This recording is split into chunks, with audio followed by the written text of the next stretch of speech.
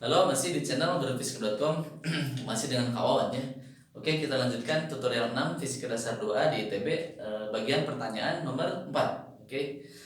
Nah, ini diberikan tiga situasi, teman-teman ya. Jadi ada diagram fasor, arus dan tegangan ya. Jadi yang ke satu seperti ini. Ini geraknya, rotasinya arahnya searah berlawanan jarum jam sini ya. Seperti ini teman-teman ya. Oke. Nah, seperti ini ya. Oke. Nah, jadi ada tiga kondisi RLC ini diagram fasor arus dan tegangannya ya. Pertanyaannya adalah bagaimana hubungan antara frekuensi sumber dengan frekuensi resonansi untuk masing-masing kondisi ini? Nah, lebih besar ya, lebih kecil atau sama ya hubungan frekuensinya.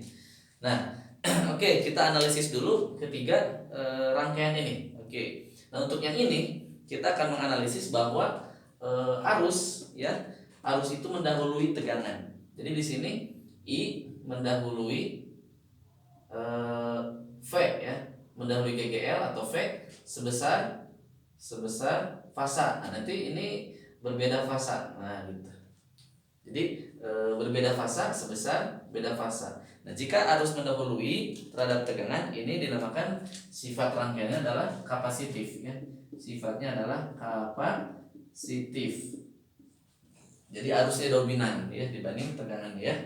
Oke, nah kalau yang ini kita lihat bahwa GGL atau tegangan dengan arusnya itu bersama-sama ya, tidak ada yang saling mendahului. Artinya dia sefasa ya.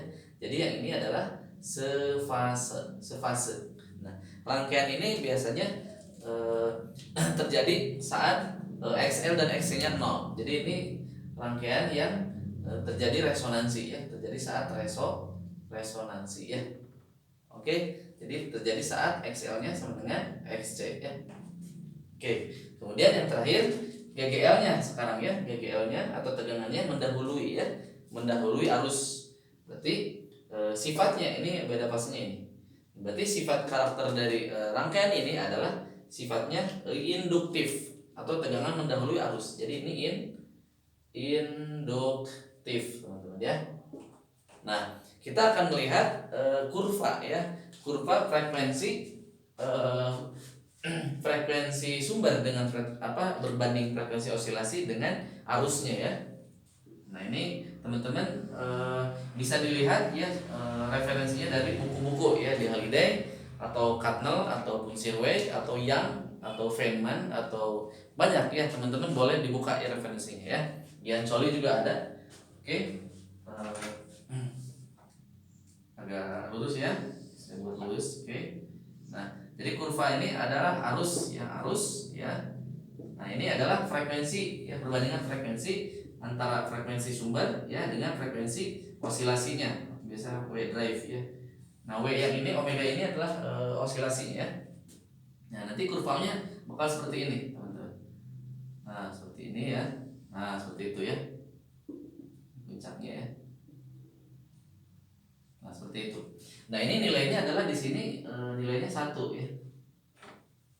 Jadi di sini WD per omega ini nilainya 1. Nah, berarti yang di sini adalah kurang dari 1, teman-teman. Yang di sini lebih dari 1. Nah, ternyata di daerah sini itu adalah daerah ini itu adalah XC-nya lebih besar dari XL, teman-teman. Berarti sifat dari sebelah sini kurva ini ya, yang ini. Nah, ini adalah sifatnya kapasitif. Kapasitif. Oke. Nah, berarti kalau yang sebelah sini ya, ini adalah induktif. Resonansi di mana? Resonansi di sini. Saat 1 ya. Jadi omega D atau frekuensi sumber dengan frekuensi osilasinya sama dengan 1.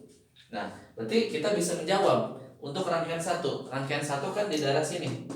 Nah, daerah sini adalah omega D per omeganya kurang dari 1. Nah, berarti omega sumber dibandingkan dengan omega osilasinya. Nah, ini ternyata ya. Berarti